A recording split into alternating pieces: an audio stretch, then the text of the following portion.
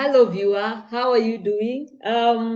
So welcome once again to this live show where we interview amazing guests who are doing extraordinary things here in Kenya as well as Africa at large. So today I'm joined by Maurice Andati, who's the founder of Smart Talk Cafe, and he's currently operating in Kenya as well as Rwanda, and he is a Kenyan. So he's going to share with us regarding his journey and how he got there. So karibu to the studio, Maurice. Hello, Kindly hi, how are introduce you? yourself to the. I'm very well. I'm very well. So kindly introduce yourself to the viewer so that then they can get to learn more about you, Maurice, and where you started from, because I know that you started a while back and now you are here. Kindly share with us your journey. Okay, thank you. First of all, thank you so much, Dr. Violet, for this opportunity and also being given this platform to share what I've worked. It is one in a million to see other Africans promoting young people and also sharing whatever they do. So, by names, I am Maurice Andati Shapwala. I'm a Kenyan, but now, sorry about that, living in Rwanda. And how my key engagement specifically is under sustainable development goals. So I'm a consultant in those specific areas, looking into community development, looking at policy development, and also engaging in key projects that are aligned towards sustainable development goals.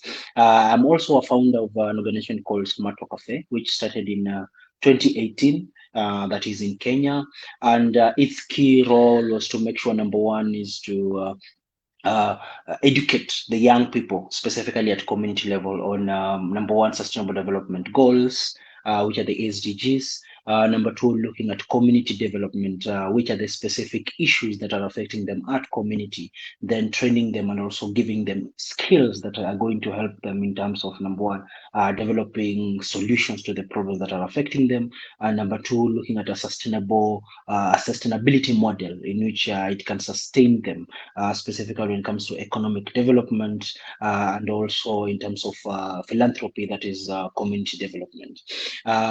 One of the other areas that we are also key and in terms of engaging specifically is under organized crime, looking at the different areas and avenues of organized crime, which are the specific avenues that they're using in terms of perpetration, in terms of organized crime, and what are the kind of solutions that we can help in terms of communities and also governments in order to make sure that we solve these specific issues.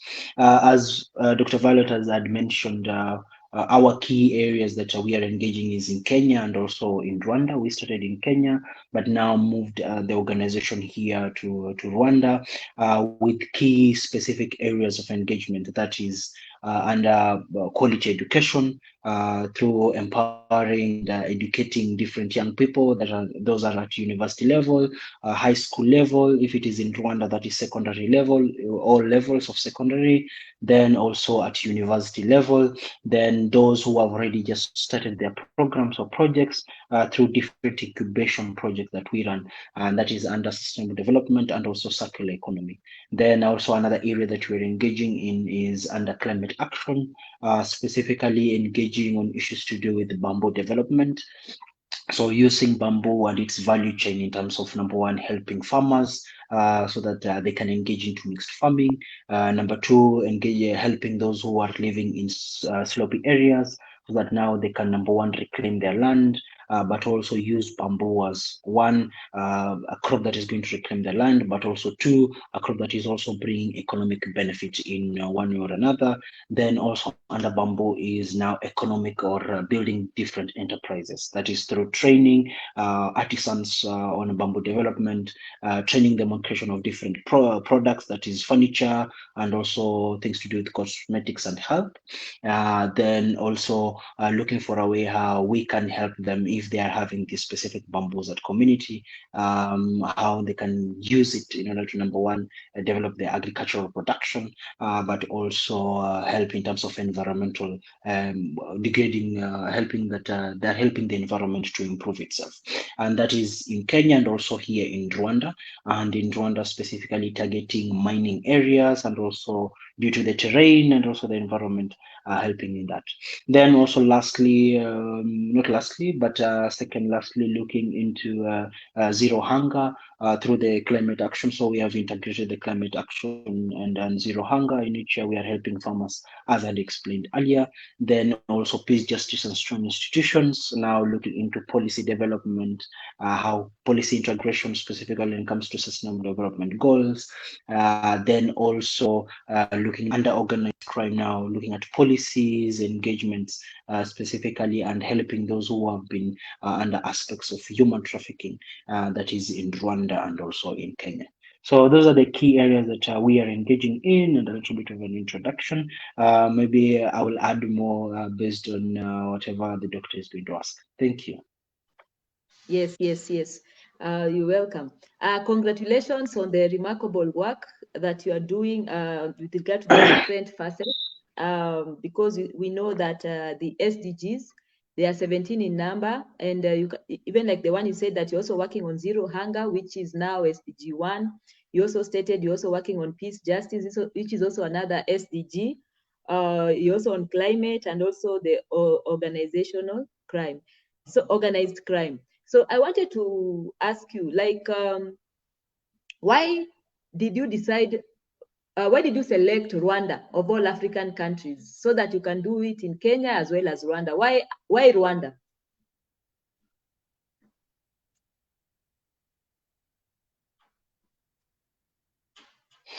Uh, First of all, is thank you for the question. First of all, of the growth and also its acceptance, specifically when it comes to the government and also the of systems that have created in terms of helping their young people in terms of developing and also move, and also the adoption of different programs.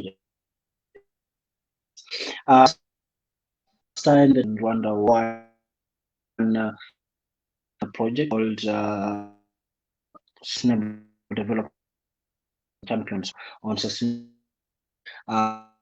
and working different Africa, and when they were training them, whatever coming up with this, whatever we requested them was coming up with projects that they can implement in their specific countries. And one of the countries that we had a lot of participants, and also there was a high drive specifically when it comes to engagement into sustainable development, and also their push towards helping their systems, specifically under one of the projects that were running under sustainable cities. That's when we decided, if we have young people here who are ready,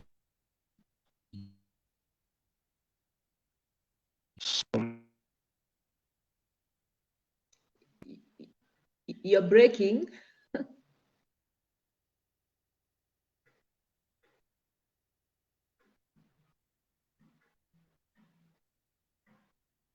Hi, Maurice, you're breaking. We can't hear you.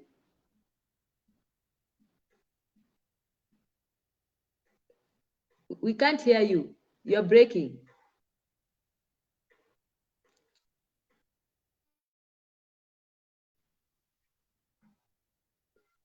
So even as Maurice gets his mic in order, yeah. So you've heard what he just stated, that because I'd asked him why did he decide to focus on Rwanda as opposed to other African countries, and he said that there is a call that they had requested for, a call for submissions, and most of the participants who stated that they'd like to participate in the program were from Rwanda. And that is why now they said, okay, now since we are seeing most of the applicants are from Rwanda, let us now focus on Rwanda. Am I on the right track, Maurice? Can you hear me now?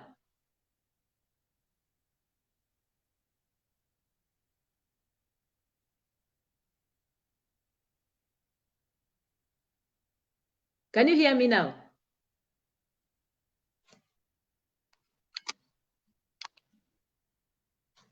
Yeah, I'm here.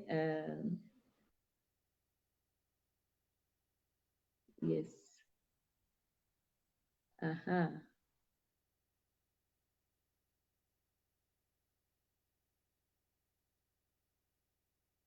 Yes, continue.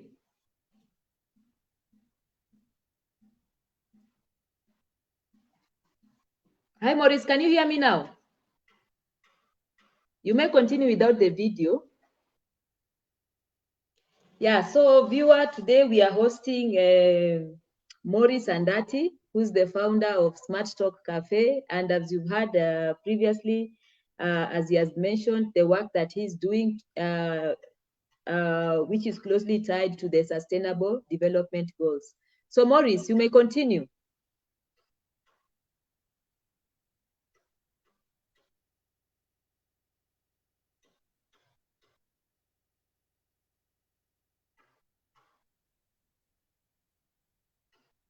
Can you hear me?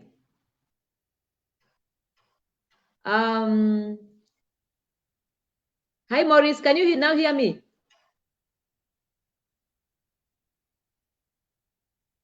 Can you hear me now?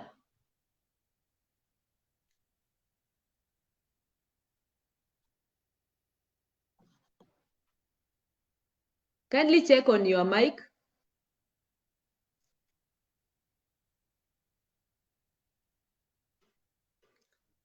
Okay.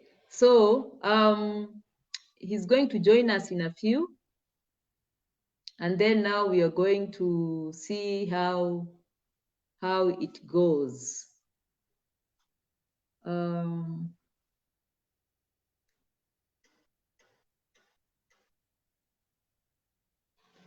So viewer, these are some of the things that usually happen when we go live. Sometimes we may get data hitches and the network might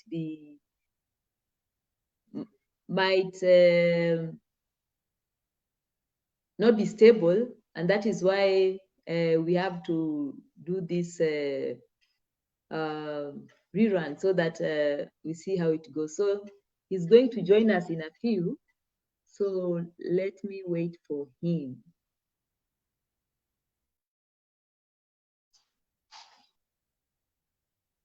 Let me wait for him. So if you have a question for him, oh, nice. Oh, Jackie, you're saying great to be part of this. You're also saying you'd like to learn more on the SDGs. So let us try to get Maurice back on track. And once we do that,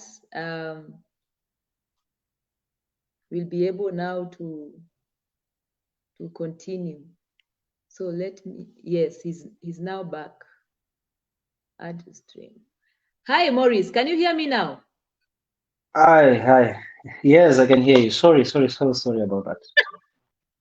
Yes. So yes, so you may now continue. You had stated that I had asked you a question.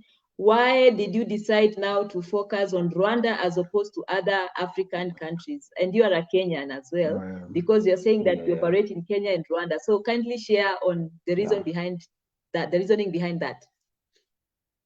Okay, thank you. First of all, sorry about that. Why we chose Rwanda was, as I had mentioned earlier, is based on the different programs or projects that we have been running. Specifically, we have training that we have been doing under Sustainable Development Goals, and one of the key participants that we have been having as students and also young people who are coming from Rwanda. And another thing was also the environment in which the government has also shared, has also opened up specifically for us to empower young people and also put them through different incubation programs so that now whatever they're being taught, there is practice that is put into it. So through the success of the project and the program that we were running and having a lot of participants here in Rwanda, that's when now we decided to come to Rwanda now instead of just running the programs online or having it being done and as whatever we're doing is monitoring and evaluation alone. Whatever we decided is now we come to ground, have collaboration with different universities like Africa Leadership University that is in Rwanda and also University of Rwanda, so that now we can make sure that we can train and also we can be in the journey, specifically with the young people on ground, to make sure that whatever we are training them is being done and there is also action being put into it. Then also another thing that also pushed us towards coming to Rwanda was also because it is part of the East African community. And as we all know, as people who are in the development sector and also those who are trying to push for a better East Africa community, we are really trying to make sure that we are making sure that the implementation of the open market is successful. And the only way we can do that is to make sure that also young people in other countries or other East African countries are also trained and also have the skills, so that when we are having this open market and we are having East African community, we are helping one another in the whole region to make sure that we are creating solutions not only for the countries but also for the whole region. And these are the reasons why we were compelled towards coming to Rwanda. Then, lastly, one of the areas that made us also come to Rwanda was specifically under climate action. And when you're looking at bamboo development, and one of the countries in East Africa that has high numbers of bamboo, specifically the ones that are growing naturally, and also the ones that have also been engaged specifically under different government programs, was also Rwanda. And that's when we decided let's come to a country where we already have the raw materials. We have the raw materials. Whatever is needed is the skills for them now to use this specific material in order to create products, in order to break the chains of poverty and also move towards economic development without only depending on government and also depending on other countries, but also with whatever resource that they have. And that's how we also came in. That was also something that also brought us in, and also the collaboration with government towards using these specific raw materials in order to, number one, rehabilitate the country, achieve the 30%, especially when it comes to the green cover, and also implementing and also making sure that the young people are using these materials to benefit themselves. So these are the reasons why we were able now to move to Rwanda and also compelled us to work with the Rwandans. Okay, so Yeah. I'd like to ask, like, the government of of Rwanda, are they favorable? Are their policies favorable towards development? You know, most of the time you find that countries are very quick to sign policies, but when it comes to Yeah. implementation, you find it is it is difficult. You see, like here in Kenya, you find like, yes, we have policies in place, but when it comes to implementation, now that is where now the now where the challenge comes in. So what's your experience with regard to Rwanda?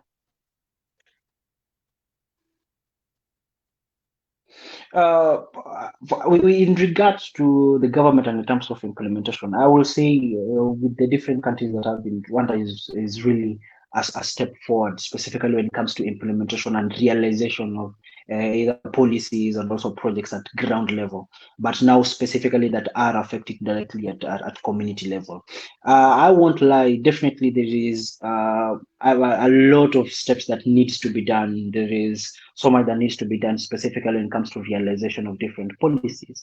But now you can see that they are ready to work hand in hand with the different and if it is the private sector, if it is the civil society, they are ready for people to come in to help them in terms of implementation and also realization of the different policies, and also the openness of looking into what do we have and what are you bringing in, and let's compare and contrast. If it is something that is going to benefit specifically the country, then now let's look for a way how we can make sure that things are moving forward and moving well. So this has also opened up an environment where different organizations and different parastatal organizations, businesses, and also companies are also streaming in and also coming in into the country because of the environment, specifically number one environment in terms of them working, and also how strict it is in terms of making sure that whatever you are saying you're going to implement is going to work. So for those who are open in terms of working together with them in terms of implementation and realization, the environment is open. In terms of the government making sure that it is implementing whatever it's on paper, yes, it is trying in different areas, specifically in terms of development, when looking at sustainable cities and looking at development of companies and programs that are directly affecting the community members. It is open in terms of implementation. Definitely, we always say it is still also a young country, so there are also gaps in terms of its realization and making sure that policies are being implemented.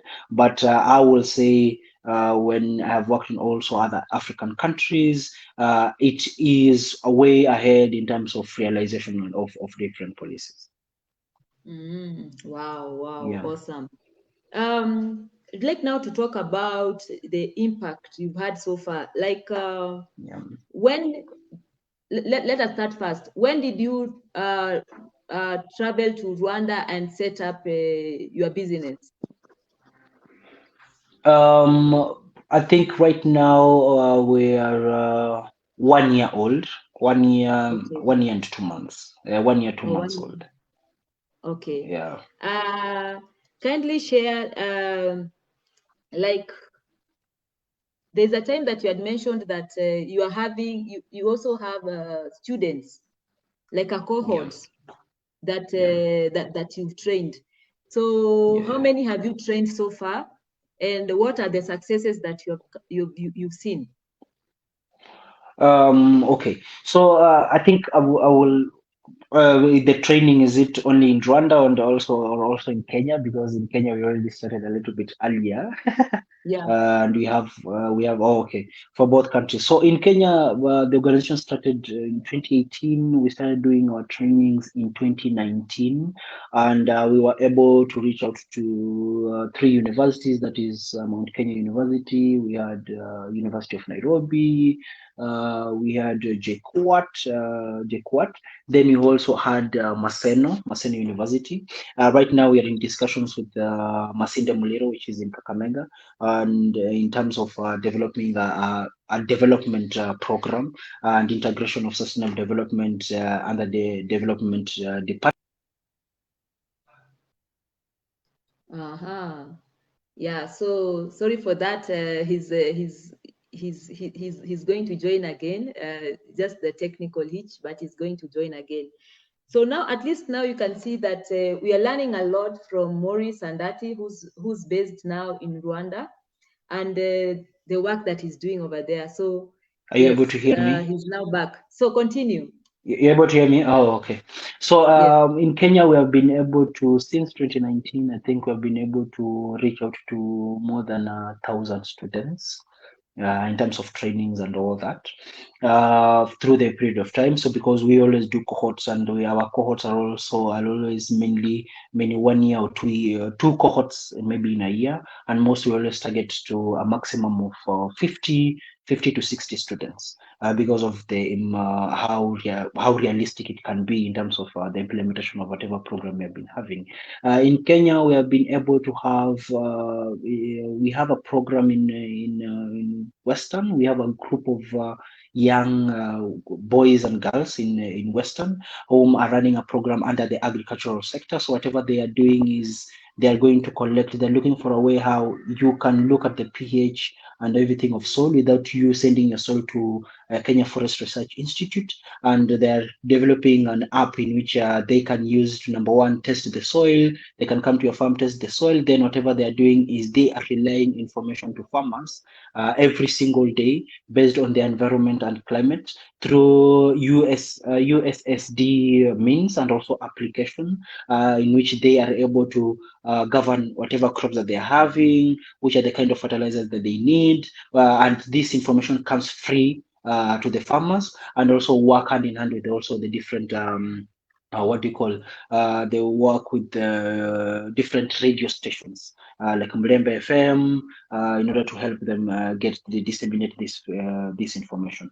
Number two, one of also another program that we have been able to develop is Adopt a World program. And Adopt a World program is running in what do you call Kisa, that is in Kakamega. We have one in Kiambu and one another one in Meru, where whatever we are looking into is we are looking at different communities for community members who do not have enough land. We are training them on, number one, to adopt a wall where they're using plastic in terms of growing of vegetables and all that. Then also the adoption of kitchen gardens, and this is specifically in urban areas. So we have two people in Kakamega, we have three people in Kibera, and we also have four young people who are in Mombasa. So whatever they're doing is they're looking into, we train them on how they can create kitchen gardens, and whatever they're doing is each and every participant. You have said we have two in Kenya, in Kakamega. So whatever they're doing is the two, each of them has to adopt 10 households. So they go to 10 households, they train the 10 households on how they can produce vegetables using kitchen gardens. Then now we can produce, number one, the aim of this specific program is reduction of malnutrition, specifically in women or girls who have just given birth. And we are looking into what are the nutritional values that are needed in order to help them make sure that they are not spending a lot of money, but they're getting the nutritional value. Then whatever they are growing in terms of surplus, they're able to sell. Lastly, in Kenya, another success story that we've been having is specifically in terms of bamboo. We have a collaboration with two artisans in Nairobi. We have another artisan in Busia. We have another artisan in Kakamega. We have two farmer groups that are in Kakamega, that is in Kisa East and Kisa West. We are collaborating with an organization in Busia called EcoPlanet, AgroPlanet, I'll remember the name, whom have more than 1,000 farmers who are planting bamboo. Then they are the ones who are sending these specific bamboo calms to these specific artisans. So whatever we're doing with them is training them on how they can create these specific products. Then they're able to sell in different markets, and this is based on our training and also collaboration with different organizations, that is government institutions like Kenya Forest Research Institute, international organizations like International Bamboo and Rattan, and also local organizations like Smarto Cafe, and also with other organizations that we are working in. That is in Kenya. Here in Rwanda, one of the programs that we are running now in the whole of Africa is we are under the Africa for Sustainable Development Fellowship, which this year it is funny that you call it, just ended last week, and we have been able. Last year we were able to reach out to 20 students. This year we were able to have 40 students. Last year 20 students from 5 countries in Africa. Then this year we have 40 students from 15 countries in the whole of Africa. So one of the key pointers that we had is from the fellowship last year, we had I think 10 students from Rwanda who are specifically Rwandese from different institutions, that is Africa Leadership University, we had University of Rwanda, and also we had young people who have already started their own programs. And from one of the outputs that we had from the fellowship is here in Rwanda, we have a group of 5 students who are trying to develop a way in which, number one, under policy level and also using applications, specifically for people with disabilities. So they are going to institutions in number one to look at a way how they can train the teachers or the professors on how they can incorporate people with disabilities into their specific programs. They already have a pool of experts specifically who are good in terms of training the blind, training different people who are with disabilities. Then another thing that they're doing also is working with vocal am I saying it well? Vocal institutions. So I hope I'm saying it well. They're working with these different institutions in order to incorporate people with disabilities in these specific programs. So they started last year, I think it is in December, and they are targeting those institutions and also the government through policy in which they were able to have, I think in February they were able to have their first meeting in terms of how can they incorporate people with disabilities in the different policies in the different areas, that is in the labor sector and also in the educational sector, because it is also one of the biggest issues here in Rwanda. Then in Kenya, the participants were able to come up with a project where they are trying to develop comic books and also using radio and magazine in order to train children from primary school all the way to university on climate action.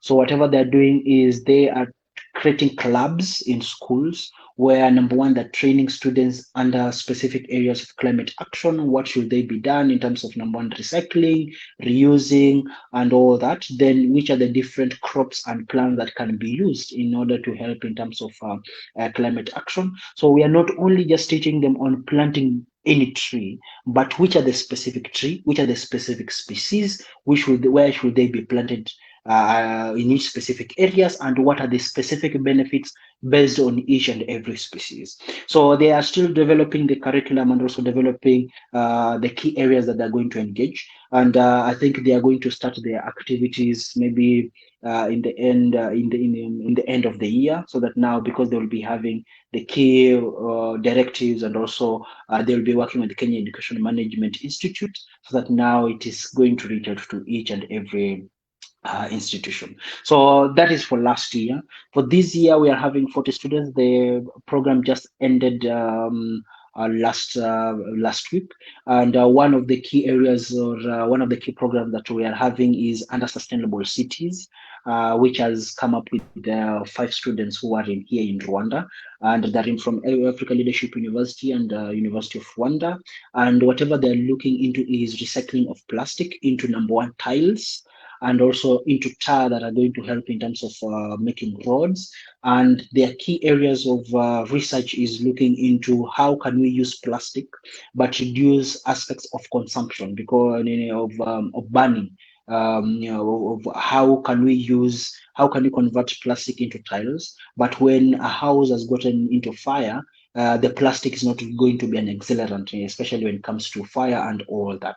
So that is the research that they're doing. Then another thing that we're also looking into here in Rwanda is, under the sustainable cities, is development of kitchen gardens, specifically targeting people who are living in slum areas, looking at an increase specifically when it comes to what do you call when it comes to nutrition, the nutritional value, not only just depending on whatever is being given in hospitals, but also people learning on which are the specific crops that they can plant, which are the specific herbs that you can use, you can plant at home, then you can incorporate them with the food that you're able to afford, so that now we are making sure that the nutritional value of each and every single person is covered. So in terms of trainings and the programs specifically under the sustainable development goals, those are the key areas that we have been able to accomplish.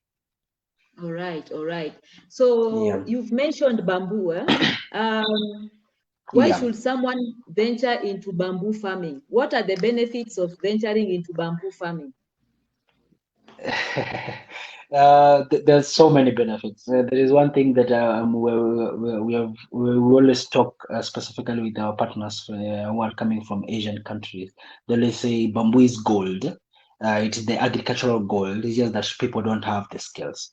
So one of the benefits I always tell people, bamboo has more than 1,000 uses. Each and everything that we use in our household, from clothes, from medicine, to food, to furniture, to building and every single thing. Bamboo is better. It's one of the best crops that can be used in terms of developing this. Number two, when it comes to also to climate action, when looking at bamboo is one of the crops that has been proven to be the highest when it comes to absorption of carbon to the atmosphere. It absorbs 30% more than any other tree that has ever been that is grown, which means it is very important when it comes to climate action and fight on climate action. Number two, it is its sustainability nature. Bamboo grows, it can grow for more than 100 years when you plant only one seedling.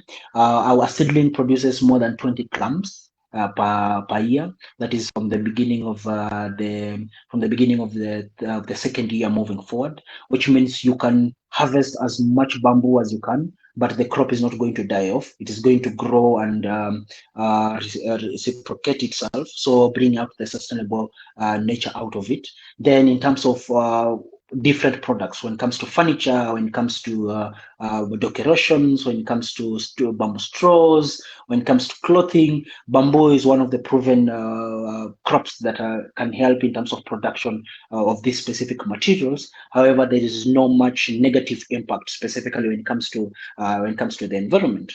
Lastly, secondly, why we also engage in bamboo when it comes to energy production. One of the areas that we also need to accept is one of the energy production points here in Africa comes from wood. That is through charcoal and all that. And people still are not at the level in which we can afford gas and all that. So, which means most of the people in Africa are still using charcoal and all that, and firewood and every single thing. And one of the areas that we were coming up with is using bamboo to be one of the crops that can help in terms of energy production.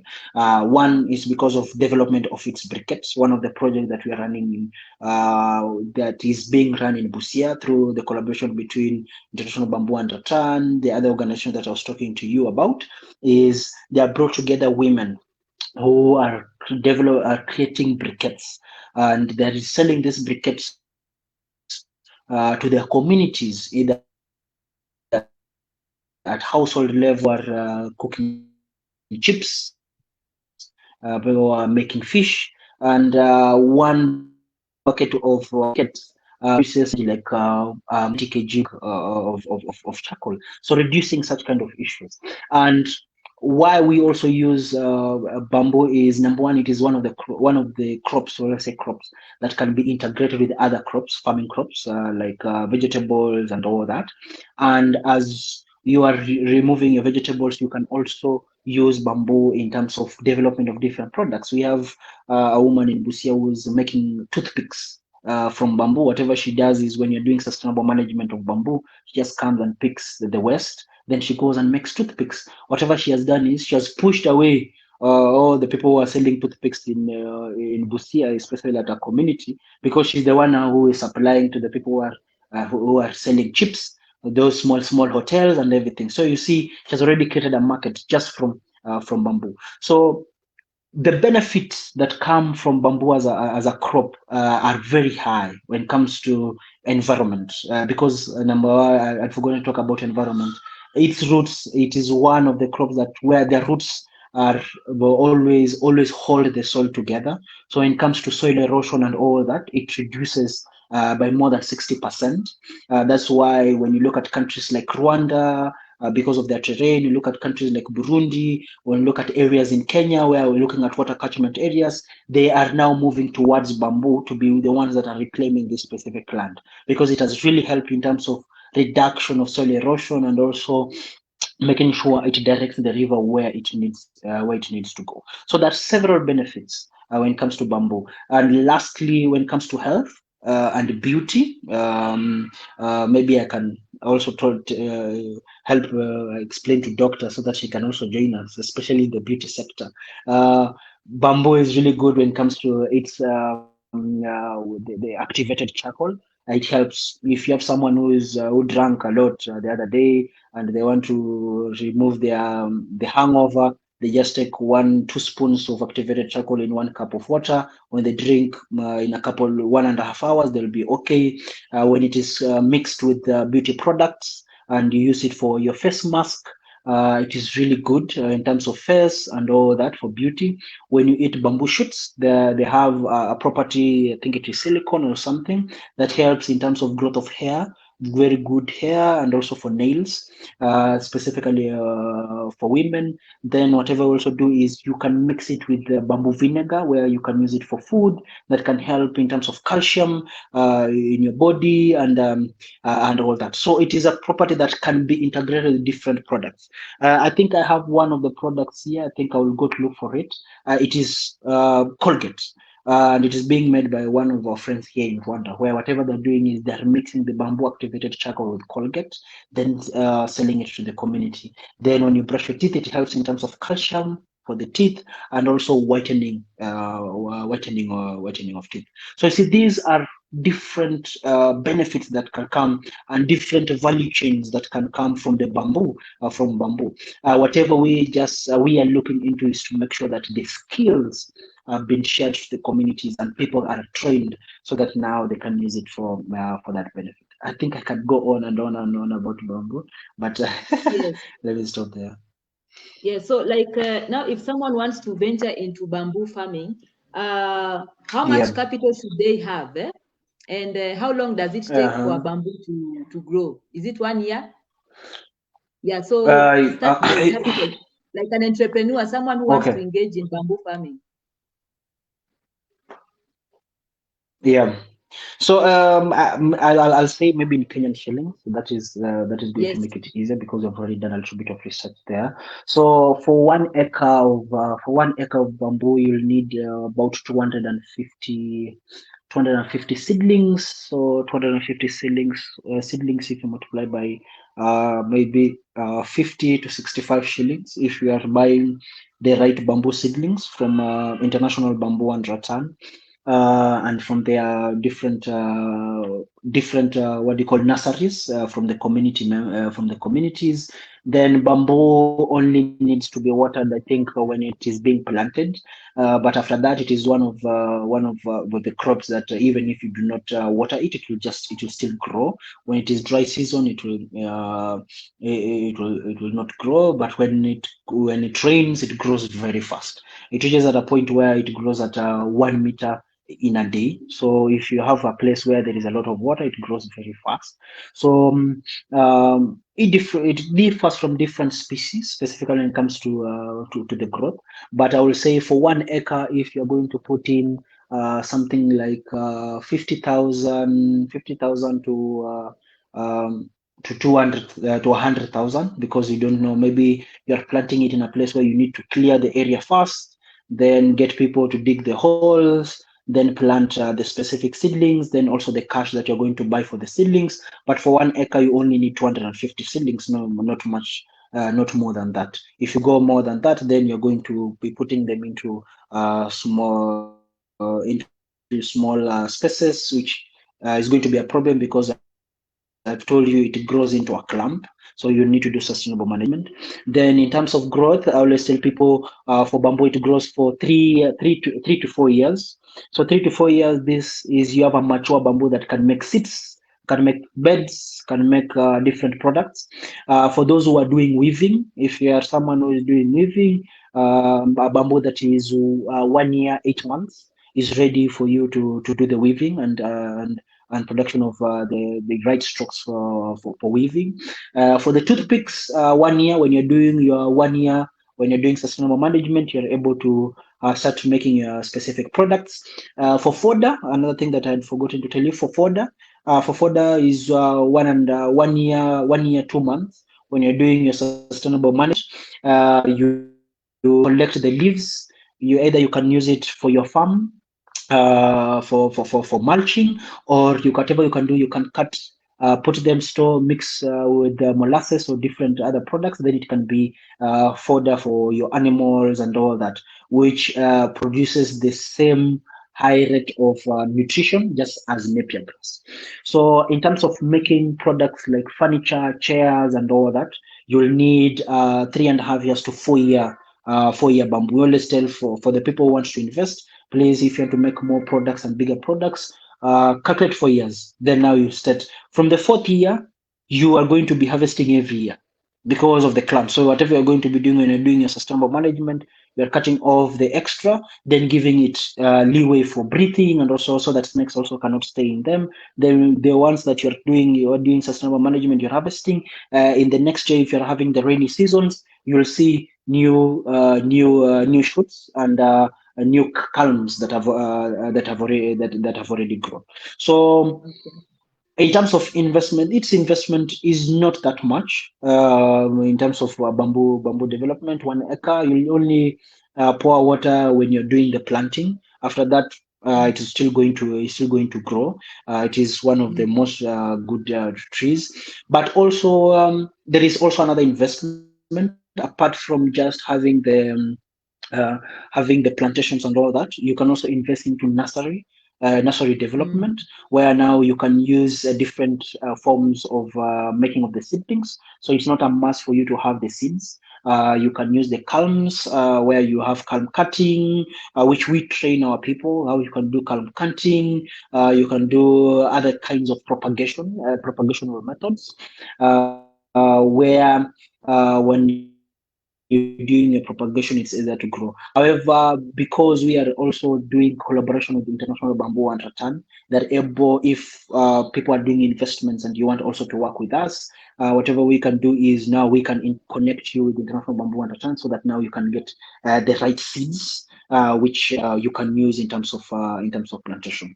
Investment into nursery, watering when you're planting the seeds, when it has already sprouted, when until you reach at a point where it has already grown, where you have really transplanted them into the bags, the seedling bags. Then when you're doing your hardening, you only, I think, water, I think, twice or 3 times a week. Which makes it Mm. easier.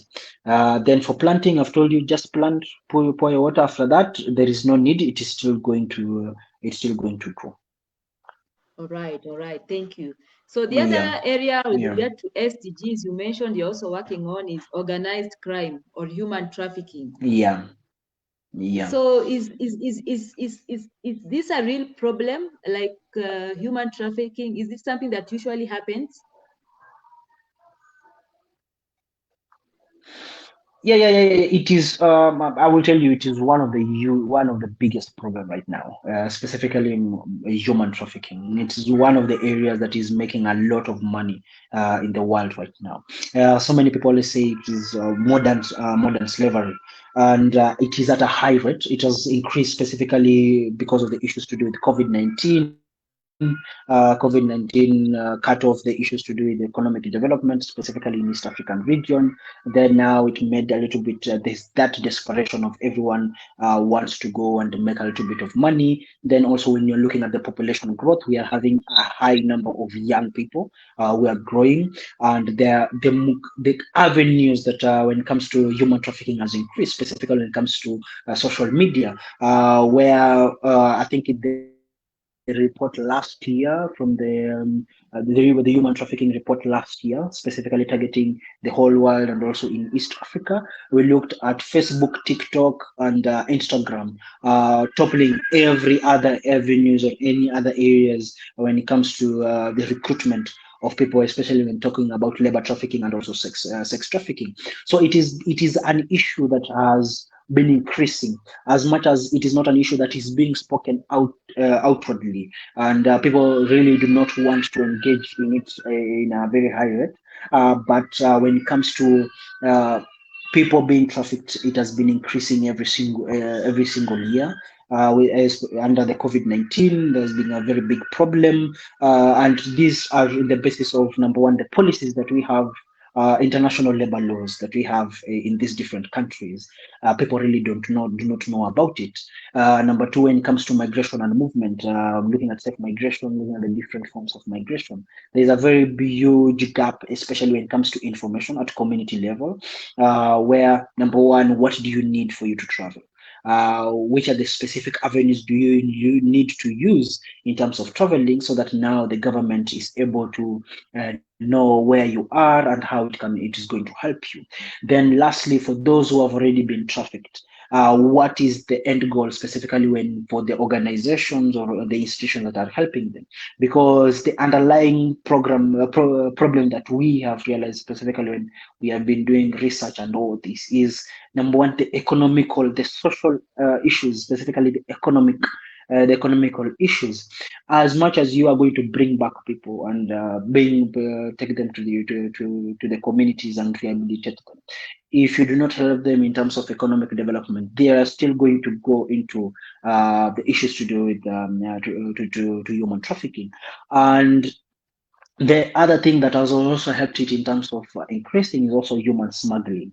And smuggling is, I know that I am going to Saudi Arabia. I have the documents and I have maybe an uncle or an aunt there, and I've gone and I move myself, or I take myself.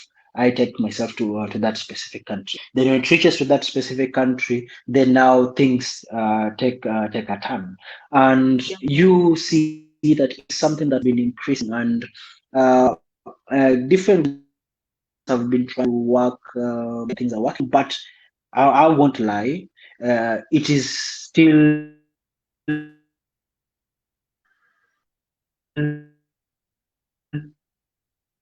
Mm-hmm. not being well. Now increasing the number of people who are engaging in that are there. Looking at different organizations that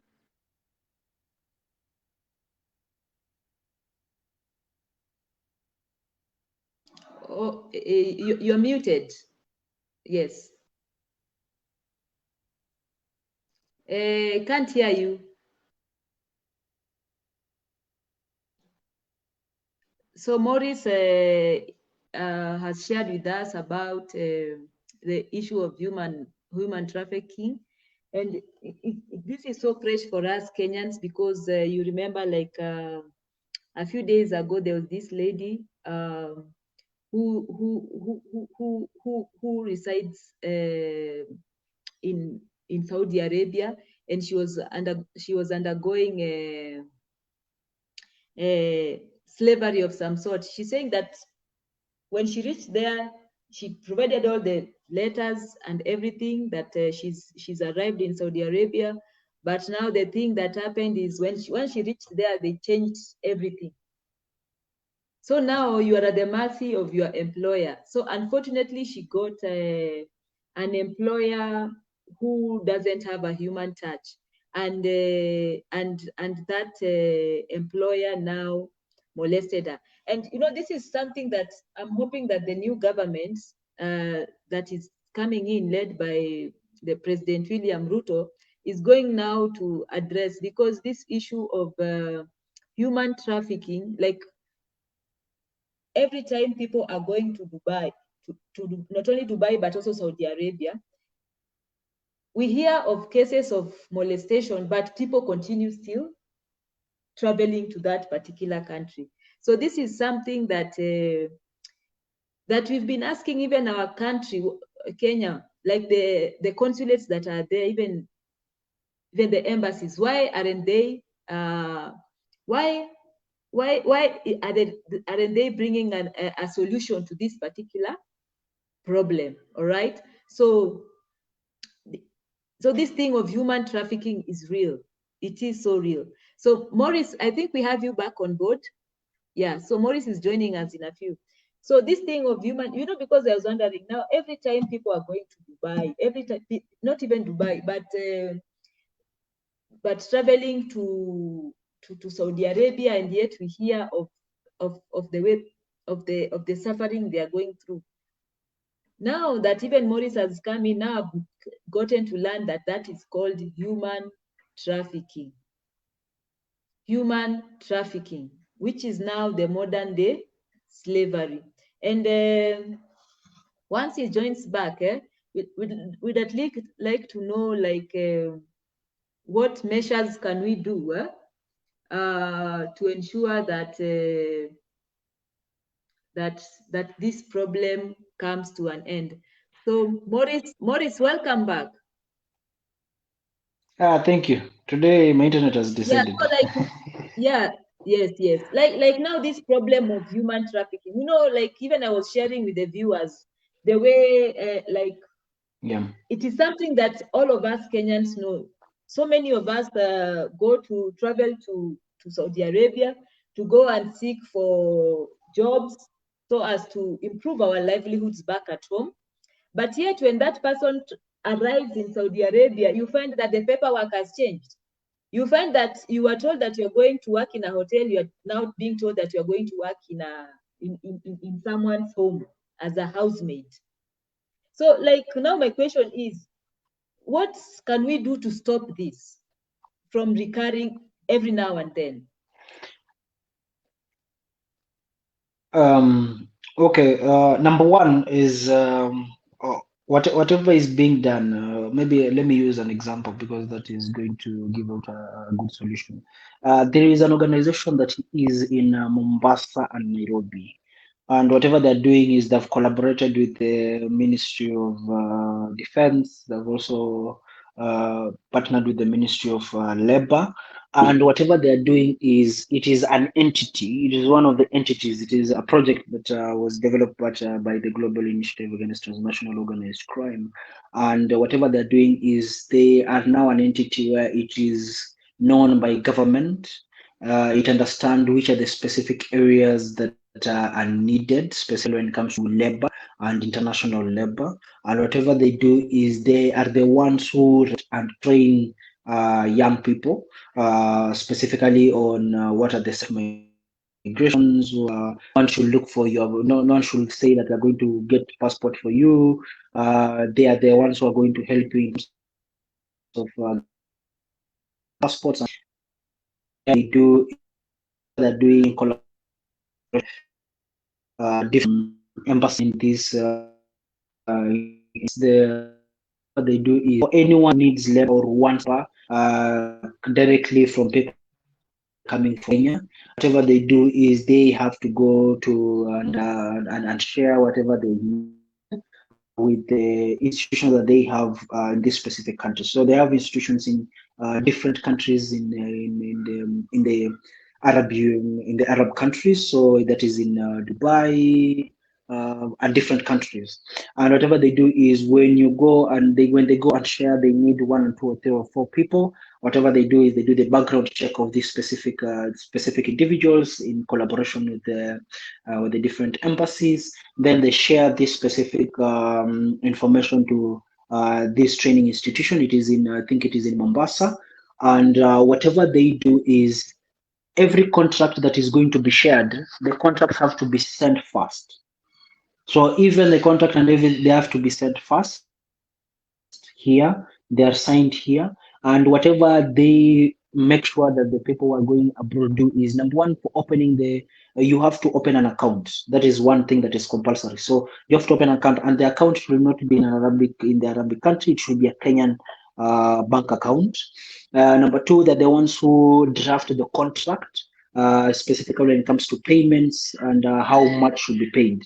Then it is sent to the person who is going to employ you. Then it is copy paste. Whatever they do a photocopy. They send it to the embassy. Then they also photocopy. They send it to the labor, the Ministry of Labor. Then they photocopy it and also send it to the embassy, to the specific country that you are traveling to.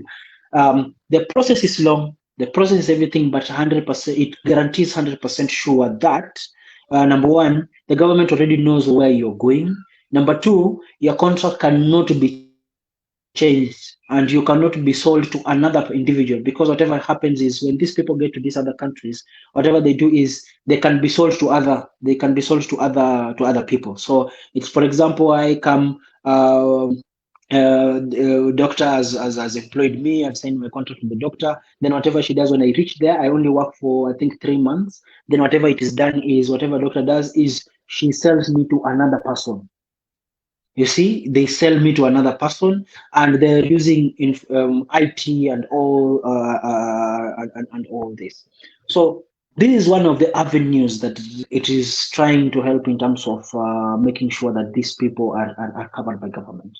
But one of the areas that I think for us we have already identified is to just look for a way how we can create employment in our countries. Because one thing that we cannot control is also what are the social norms that are in this other country people traveling abroad. Mhm. For in Mhm. Arab countries, there is this form of every single thing. And this is something that is embedded in their country. It is part of their law. So you see, when you have such kind of avenues and loopholes, and government really doesn't have the right, what do you call, the right policies that can govern and look for a way how they can cover these specific areas where now government, because government also has to play a role, and it plays a role based on how it can protect its people in these other countries, and this is by developing very strong and stringent labor laws that can help in terms of protecting the individuals in these other countries. And if we also do not have such, then it becomes a very big problem because it becomes also a loophole. So for me, I think I always say my first solution is how do we make sure that these people can get employment in our countries first? How can they get employment in the maybe in the East African community first? How are we creating collaborations where we can create these specific avenues that these people can be in countries where it is easier for us to reach out to them? Let's create these specific avenues, not only just only depending on government, but also as other individuals who can create these specific avenues. Number two is training community members on the right structures and avenues that they can use in terms of for them to move abroad. If it is looking for your visa, look for that specific visa. If it is getting your passport as an individual, even if you're going to go and do mchango or whatever, it's better because it covers you, because that is how these people are always getting captured.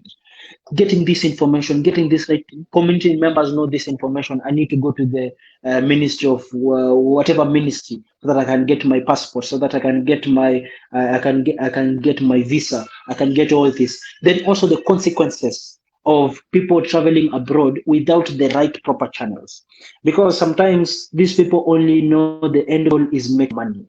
So that's what they know. The end goal is making money. The negativity is most of them are using Mm. so that Yeah, they you're should breaking. use employment.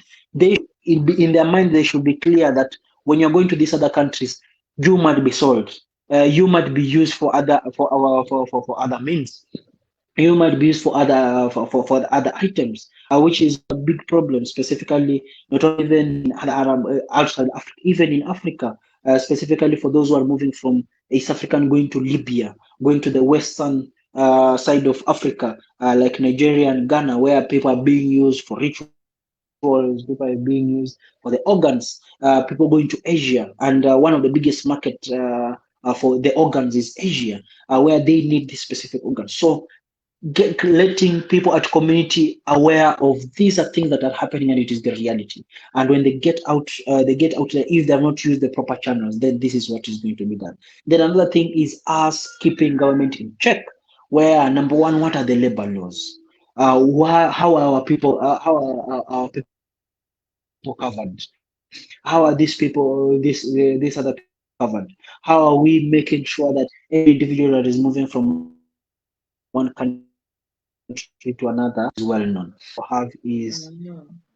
people can come. Let me give an example. I can come from Rwanda, who is a Rwandese. I go Yeah. to Uganda. I can move with my ID. Yeah, so I'll go like Morris Andati. But when I reach Uganda, I meet with the person maybe who was calling me for work. Then they tell you, for you to go to Kenya, you need a passport. But now it is going to be a long process for us to create a Morris Andati passport. But we have Yusuf Ibrahim here as a passport. We can give it to you. Whatever you're going to do is just change the name. Then whatever we do is they are going to come to Kenya. When they come to Kenya, they come to Kenya as Yusuf Ibrahim. When they get to Kenya as Yusuf Ibrahim, then you see it has created a leeway for these people now to take advantage. Because Yeah. as a Rwandese, as a citizen of Rwanda, the only information they have is I am in Uganda. They have no information that I am in Kenya or I'm in another country. So when Yeah. you see when now I go to maybe Saudi Arabia and I'm being sold and I'm crying for help, I will cry for help as Morris Andati. So when I cry for help as Morris Andati, when they follow the channel, they will say, but Morris Andati never came to maybe Saudi Arabia or Dubai. So you see, one of the another issue is going to be they are going to arrest you. You're going to go to prison. When you go to prison, because you have traveled as you have not traveled the legal way, you have traveled illegally. So they're going to Mm. arrest you. So when they arrest you, either they're going to deport you or they're going to put you in your prisons. And you see, so many people who do this also don't want that to happen. So you find that they keep quiet and then they just hold it to themselves until the way they find a way to run away. So telling them and training these people of such consequences makes it easier now for them to understand if I am making this loop or this leap, then these are the consequences and these are what is going to happen. Then also economic development, as I said earlier. Those are the areas I think for me uh, need, as based on the research and everything, need to be looked into. All right, all right. So finally, let's look at the last one that you had talked about that you are doing, which is peace justice. So what Yeah. exactly are you doing with regards to peace justice as one of the SDG goals that you are pursuing? Okay. I think we have a program under Smart Cafe called VUMA, and whatever we're doing under VUMA is we're incorporating peace, justice, mental health, and art. And whatever we do there is we are looking at how we can use art as a tool, specifically at community level, in order to be one of the tools that young people can share, number one, their stories of how they've gone through injustices at their community, what has peace played a role in terms of development and making them move forward. Then, lastly, what has also the lack of peace done to them, specifically when it comes to mental health and mental development for them. So we use art, that is performing arts through plays and all that. We use also music and also poetry, and this is in collaboration with different organizations like Anika Initiative, which is one of the organizations that we are looking into how we can collaborate and develop a very good program with them. Then another thing that we also do under Peace, Justice, and Strong Institutions is we have trainings and cohorts, which we tried to start it this year, but because of issues and also movement from here and there, it was not able to come up. But we are running a cohort. A cohort of peace developers at community level, where whatever we do is we train them on the development of sustainable peace. So we are looking into positive peace and also negative peace, both in both areas. And we are training people how can we move from the negative peace, which are the peace initiatives that are done every day, into aspects of positive peace. So we train them, give them those specific skills. Then whatever they do, or we are requesting these people at community, is they become peace ambassadors at community, and they are looking into which are the specific institutions that are being developed to help in terms of peace development, apart from the security sector, also CBOs and also NGOs, and how are they making sure that they are helping young people to move away from issues to do with insecurities. So our Mm. first engagement under the art and development is going to be next year. It's going to be next year in June, I think June or July, where we are looking into an East African collaboration, where Kenya and Rwanda, whatever we're looking into is we are looking at the different actors from the different countries to come up with pieces, specifically performing arts. Then whatever they are going to do is, number one, they're going to develop them into their local languages. that is in Kenya, then also in Rwanda. And whatever we're going to do is move from community to community, sharing this plays and also giving out an avenue for young people to share their stories, to share what is needed specifically when it comes to peace and development, and also work hand in hand with also the government and see how they can work with it. Here in Rwanda, there is an event that always happens every year. So we are doing a collaboration with them where we can also incorporate such kind of a program where now whatever we're doing is during the performing and all that, we are also sharing peace and security.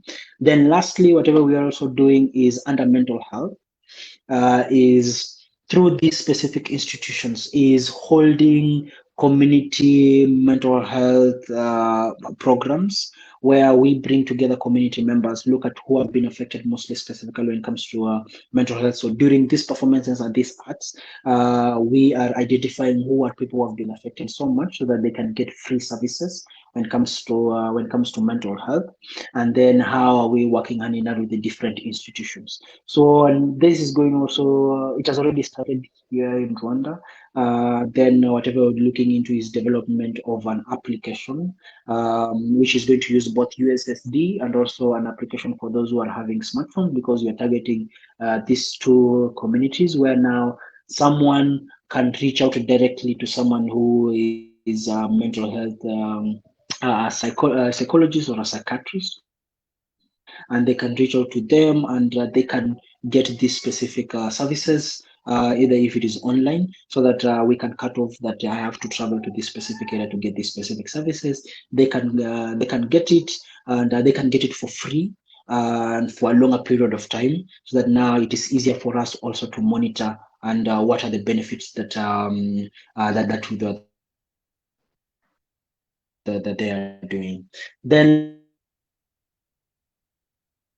lastly, Mm-hmm.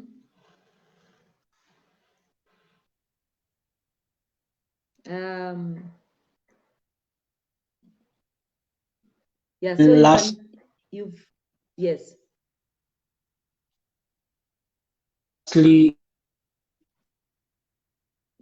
yes, you're breaking. Yeah, so you've heard what Morris has talked about with regard to their work on peace, justice, looking at art and also looking at also mental health. And he has also mentioned that they're going to have an East African event that is going to take place next year, June. And this is something that we are going now to, at least even when that time reaches, we'll see how we can work closely with them. So we've now come to the end of the show, and so I'm just waiting for the network where Morris is kind of unstable, but he's getting back right now, so that at least now we can end the show. And so in a nutshell, Maurice Andati is the founder of Smart Talk Cafe, and is also a consultant with Matter Sustainable Development Goals. And he stated that he has gone deep, he has shared deeply with regard to the work they do on zero hunger. Just a minute, I add him. Yes, so I was taking the viewers through the area now to sustainable development goals. So you said zero hunger, where you work on matters kitchen gardens, climate with regard to bamboo farming as well. We also talked about organized crime, and then now lastly, peace, justice. They are looking at working on art and also mental health. So that is what he has mentioned. And then there are comments that have come through, Maurice, that I'd like you to hear. So Jackie Shibalira has said that she's great to be part of this, to learn on the SDGs. And then there's a question that she had with regard to, can this be implemented in Kenya? And at least there you've answered that you've done both of them in Kenya and Rwanda. So in Kenya, you've stated that it is possible. And then now there is a question that she was asking, like, what are the challenges that you have experienced? Even because, yes, we are talking about the success, but sometimes it is good to also know that it didn't come as a silver platter. Are there challenges that you went through? So she wanted you to maybe answer on that. And then now Georgina Mwikali is saying, wow, keep up the good work. Mrembo, more grace, darling. So like now the question that she was asking, what are the challenges experienced? Has this been a smooth process, or have you cried at some point, or it has just been smooth implementing all these programs?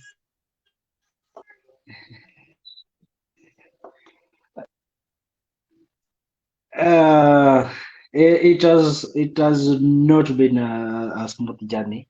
For anyone who has come up with something new, they know it has not been very smooth. There are a lot of challenges.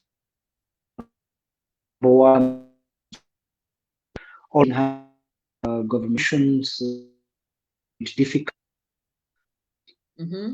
Is also is a little sometimes the community also have their own end goal when every single time you come and also have a program or also have a project, and sometimes you might find that they might not align with whatever aspects that you want to achieve, bringing a little bit of conflict, making stop You're breaking. one a country where you're coming here from an hello, you can hear me now. Yes, yes, yes, yes. Maybe you can answer Is from the it clear beginning now? Am because I you are not you are breaking breaking. now? Yes. Yeah. Now you are clear. You may now answer. Okay. Uh, okay.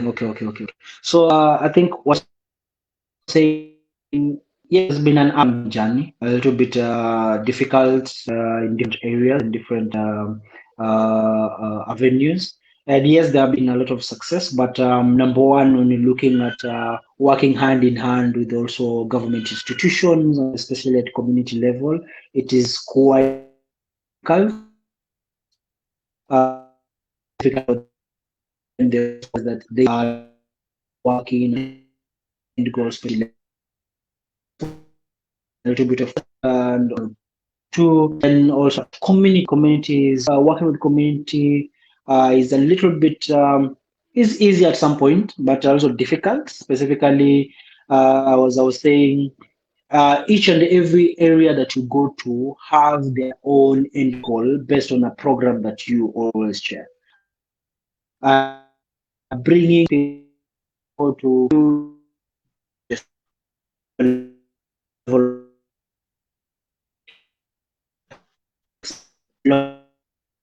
You are it makes it Maurice, then you that are breaking.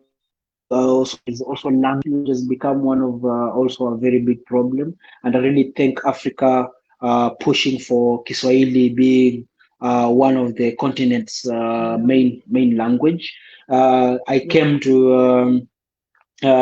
to Rwanda, and this is a country that speaks only to and you call China Rwanda, and it was a bit difficult trying to get people, very few people who are speaking English, but making sure that we can train people at community level who are able to translate every single thing that we do, and also we want to share and also gain.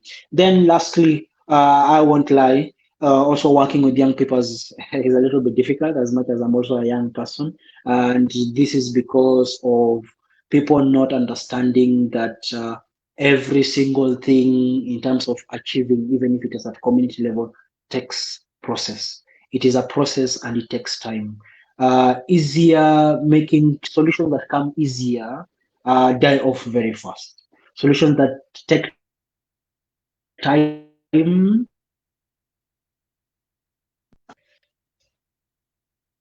Mm.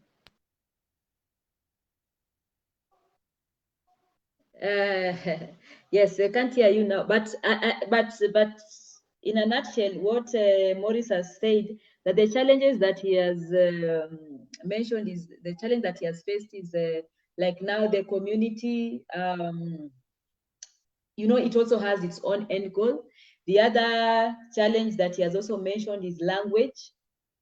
Okay, so he has said that him now working in Rwanda, and yet English is not the it's not the like the is not like now the key language in Rwanda. So now when they engage with the communities, now they need translators. Okay, so that one has been a challenge with him when he ventured into Rwanda. And then there's also challenge that he has also mentioned is also working with young people. That's also a challenge. Yes, he's saying yes, he's young, but it's also been a challenge. But he's learning one way or another on how to go about it.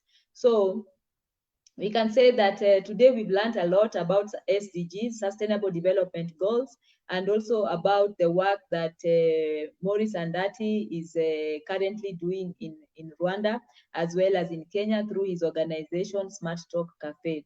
So thank you so much for watching, and see you next time, even as we host another guest.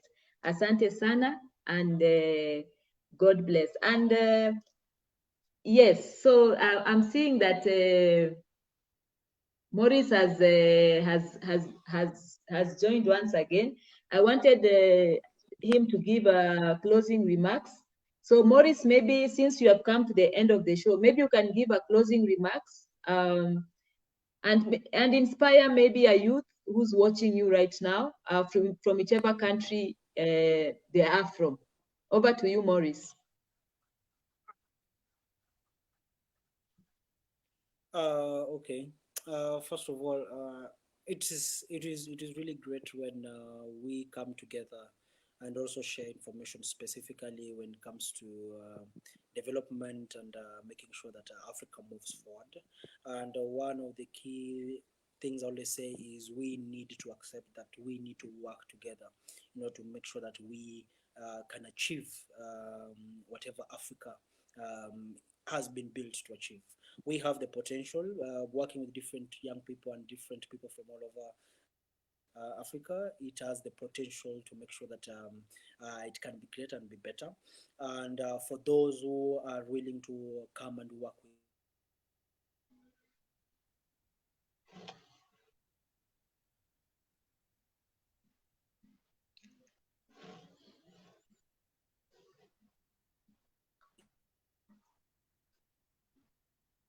So viewer, we apologize for the network hitch. Yeah, but at least you had the word of encouragement from Maurice. And yeah, so we want to say thank you for taking your time to watch this particular show. We don't take it for granted that you've spared your time to watch, but there's also a lot to learn. You've learned about the different even businesses that you can engage in. So if you want to get in touch with the guest, you may get in touch with me, and then now we can see how you're going to explore. And because all we want is for you to be socially empowered, economically empowered, and also politically empowered by this aspect of also engaging in policy formation and implementation of them as well. So thank you, and see you next time, even as we host the next guest. Thank you.